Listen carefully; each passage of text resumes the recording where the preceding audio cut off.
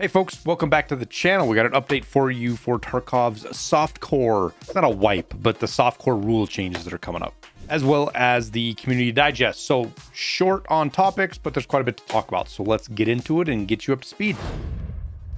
Okay, so first up, Nikita tweeted out Softcore changes on the next week, approximately on the 8th of October. So the approximately on the 8th of October is kind of weird that they don't just have a date. So they must be kind of scrambling to get stuff together and don't have a date exactly. But nonetheless, it's coming. Nikita said that there's a pretty big list and it's going to be posted later. I'm assuming it's not going to be today as of you guys watching this video. So it'll probably be tomorrow, maybe after that. When it is, we'll do a video letting you guys know what all the changes are so we can cover all of it. You know what to expect. But I know people are going to want my guesses or what I think's coming anyways. So we'll throw that out there. First up, obviously, I think everything is going to go back to regular Tarkov. So right now, we still have some of the hardcore rule sets like the secure container restrictions. You can't put bullets and meds in there. That'll probably go back to normal. Then you have the trader resets, like Peacekeeper, for example, is like 7 hours. That should all go back to where it was before. And the car is more expensive. I know it's not a huge deal, but that'll get changed. And hideout items getting put back to normal. So it isn't, you know, $10 bazillion to level up some of the hideout modules. But after that, I have a couple ideas of other stuff that might be coming up. One I'm expecting to see is the inertia changes we're seeing in Arena right now being pushed over to Tarkov, either 1-for-1 or maybe slightly tuned down a little bit, but pretty much the same thing. Loot's probably going to be turned way up, so there's just loot everywhere. The flea market's going to be put back to non-found and raids, so you can just sell everything on the flea, trader flipping, flea market flipping, all of that stuff. And in fact, there might be a chance we even see some of the restrictions on the flea market lifted. So all in all, we're kind of talking like 2020 Tarkov. And if you weren't here for that, basically you can buy everything on the flea market. You'll be able to buy RPGs, you'll be able to buy AK-50s, 338 Lapua AP ammo. It'll all be on the flea. It's going to be expensive, but it'll be there so you could run the craziest kit you want if you wanted to. That's a guess. I don't know that that's happening. It's kind of something I'm expecting though.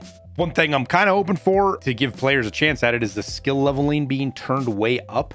So like instead of taking, you know, 700 raids to level up your strength, maybe it'll only take 10 raids and you can get max strength or some of these other skills and level these skills up pretty quickly so that you can see what they are. It's kind of like a pre-wipe event. We've seen that in the past where the pre-wipe events have the skills turned up. It lets people play around with them for a couple of days, except for this time it's going to be a little over a month. Another one is going to be maybe we get easier access to Lightkeeper. So anybody who hasn't done that yet, I don't know how they'll do that. That could be a pretty complex thing, but making it to where you can get out to Lightkeeper and go through that whole process and maybe do some of his tasks if you want before 1.0. And then lastly, I bet bosses get turned back up. I would expect 100%. I don't think there's really any difference between like 75% and 100%. So I kind of expect to see those bosses turned all the way up because it seems to be what people like, especially at the end of the wipe. Now, BSG could very well overlook some stuff. So we're going to have to stay on top of them. And we'll do that. We'll see what comes out. We'll see what actually happens. And if there's anything people want, we'll make sure to put some videos. I'll put some Twitter posts up, stuff like that to see if we can push them into some more directions before everything gets burned to the ground for 1.0. I did put together a post on X that'll hopefully get their attention a little bit. Some things that I thought might get overlooked, stuff we talked about. Like I said, making Lightkeeper easy to unlock so everyone can experience it. Turn skill leveling way up. Secure containers and trader resets set back to normal. Just in case they overlook that, they might not be thinking of it when they go to change the rule set. Put these changes on PvE. I think a lot of people are going to want this. I don't know. By all means, let me know down in the comments if you're playing PvE, if you want these or not. But I figure for a month or so, it wouldn't hurt to have a lot of this, the softcore Tarkov put on PvE so people can experience it if they want without having to play PvP. But that being said, there might not be people that want it or don't. I don't know. Just an idea. And then bosses back up to 100%. So that was kind of my take, throwing it out. We'll see what BSG says. Expecting again to have a full actual official list probably tomorrow. One other thing I want to talk about real quick as well is the technical update that was last week on the 2nd. It looks like that ended up being a fix for a Unity exploit. There were some security issues, pretty serious ones with Unity. And this was Tarkov addressing that right away. So if you were curious or if you're worried about that, if you were paying attention to the Unity problems, this is fixing that. If you weren't, don't worry about it. Doesn't matter. In the past, all hunky-dory. The other thing is the Community Digest. Now, if you're up to speed with the news, there isn't much here to really talk about.